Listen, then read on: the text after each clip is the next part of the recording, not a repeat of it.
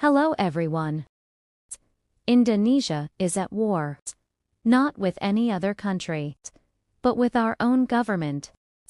The people are still aware and rise up against every form of injustice. The situation is very complicated. I'll tell you in detail. So please watch this video all the way through.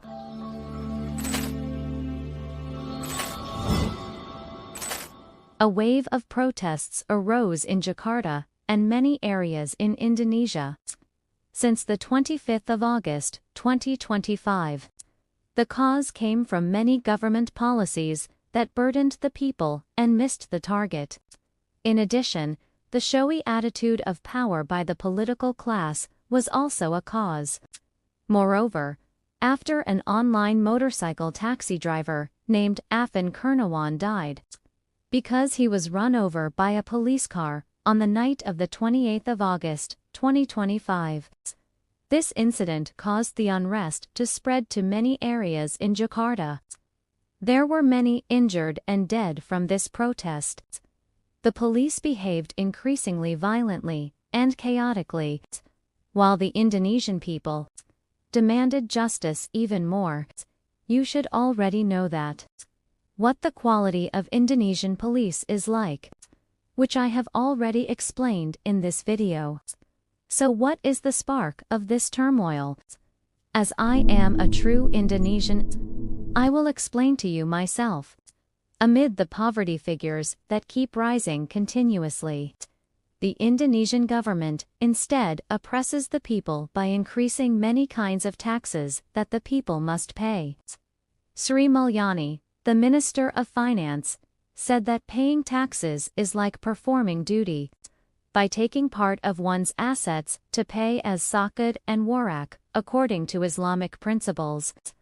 I do not know why she suddenly talks about religion when talking about money. After issuing the policy to tax online sellers, Sri Mulyani still has a plan to tax small retailers as well. New policies that she put out instead make the people suffer more. The next policy of the government further created public dissatisfaction. The raise of salaries and benefits of members of the House of Representatives, which, being more than 100 million rupiah per month, has sparked the people's anger. The Forum Indonesia for Budget Transparency feeder revealed that the income of DPR members may reach about 230 million rupiah per month. This amount includes base salary, allowances, and other benefits that come with the position. According to data from the DIPA budget disbursement account of the Indonesian House of Representatives, for fiscal years 2023 to 2025, the state must prepare a budget of 1.6 trillion rupiah to pay salaries and compensation to DPR members, all 580 of them, throughout 2025. The base salary for DPR members is set at 4.2 million rupiah per month. Deputy speakers, 4.62 million rupiah, and the speaker, 5.04 million rupiah.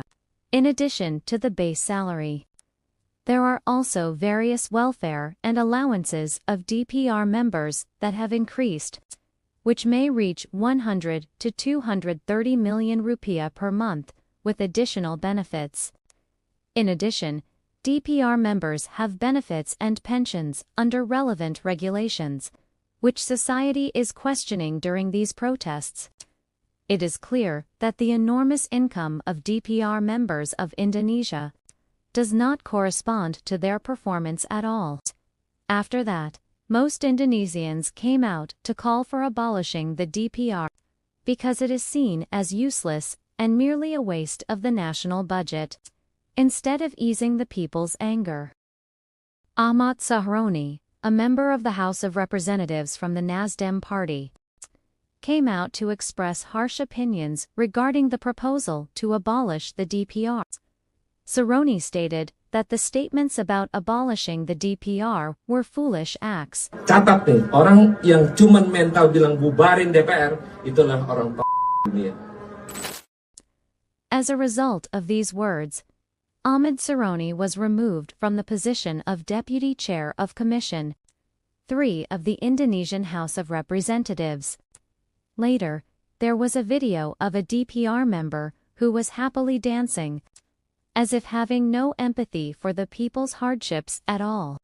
When faced with negative public criticism about that video, Eko Patrio and Uya Kuya, DPR members from the PAN party, instead made a video as if mocking the people themselves. Eko Patrio and Uya Kuya began their careers as entertainers in Indonesia. I do not know who chose them in the election that allowed these two entertainers to sit in legislative seats. The expression of the people's demands in public was followed by chaos that disrupted public transport. At first, the area in front of the DPR building was filled with workers from various labor unions, who came out to demand labor policies on issues of outsourcing employment and demanding an increase in the minimum wage for workers. The workers' demonstration ended at noon. After that, hundreds of students from various universities began to come out and mobilize to oppose government policies that cause hardship to the people. The demonstration remained peaceful until the afternoon, but later it escalated into violence even into the night. Authorities used high-pressure water cannons and tear gas to disperse the thousands of demonstrators. However, the protesters still did not give up and chose to fight back. At night, a police vehicle drove at speed while trying to disperse the crowd and struck an online motorcycle taxi driver in Jakarta. The incident was recorded by cameras, and the video quickly went viral on social media. The vehicle of the riot control unit that hit the driver was found to have fled. There were video clips of some people trying to chase after it, shared on social media as well. The victim of this accident was Affan, Kereniawan, who later died. As for other injured persons, they were taken to hospital for treatment. The incident thus ignited public anger. Some protesters moved to the headquarters of the riot force in central Jakarta and camped there until the next day. Online motorcycle taxi drivers gathered in increasing numbers at the regional police station of the Kuitang area of Jakarta. The gathering of groups of workers, students, and online motorcycle drivers and civilians made the demonstration huge, overflowing the streets, as if it were a war with the authorities.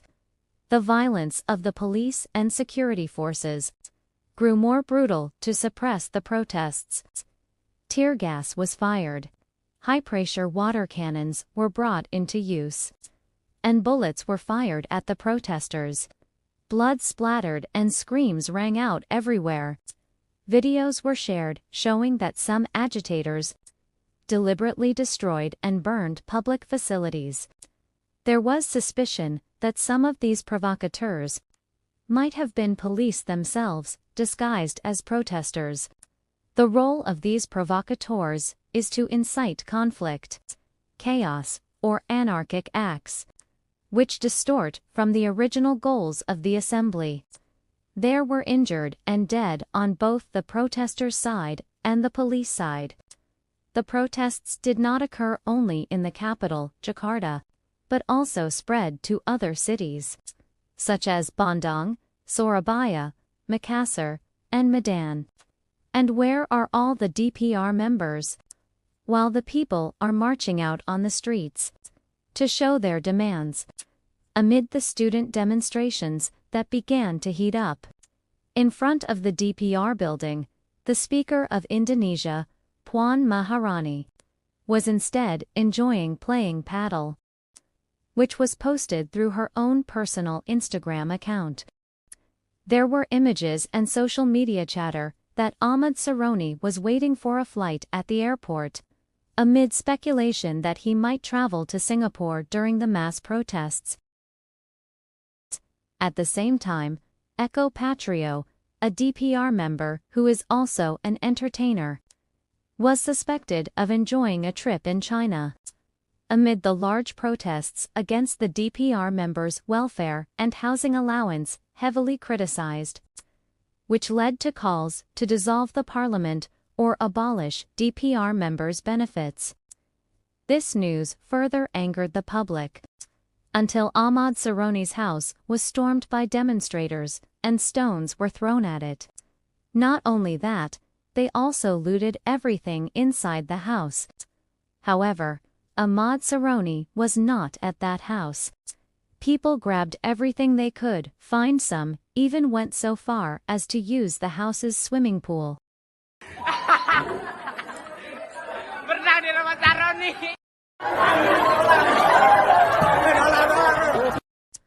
Protesters continued to storm other DPR members' homes. This time, it was the house of Eko Patrio and Yu Ya Kuya. The group of protesters stormed in to destroy and loot the property inside the house. From household appliances to luxury items, items that could not be carried away were smashed and destroyed immediately.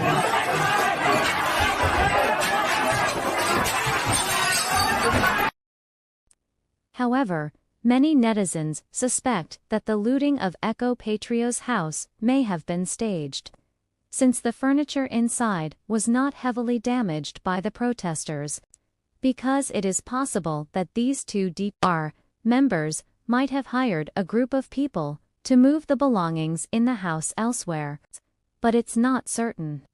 Let's wait and see further evidence. The public increasingly supported this movement as a venting of anger toward the policies of the Indonesian government, which have caused hardship to the people. Currently, Indonesians may not be at war with any other country, but are waging war against their own brutal government, instead of easing tensions. The words of Indonesian officials insulted the people, regarding the public's demands as stupid, shallow, or unreasonable. These statements reflect a lack of empathy on the part of DPR members and state officials.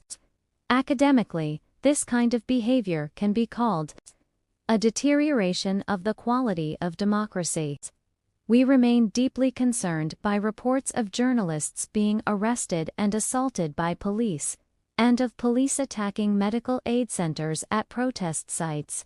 We hope this conflict ends soon, and that Indonesia returns to peace, free of the despicable officials who hold power.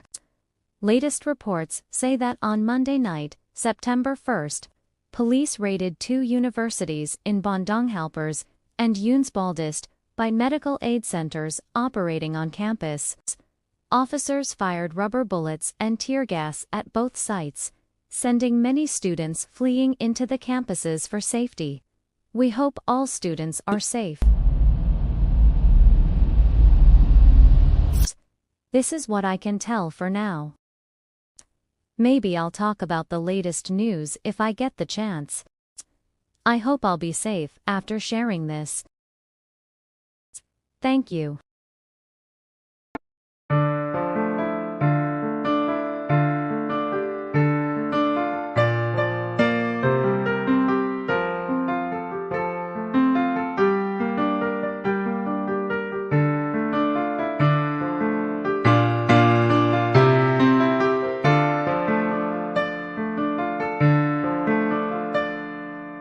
Di sini negeri kami, tempat padi terhampar, samudranya kaya raya, tanah kami subur tua. Di negeri permai ini, berjuta rakyat bersimbah luka, anak kurus tak sekolah, pemuda desa tak kerja. Mereka dirampas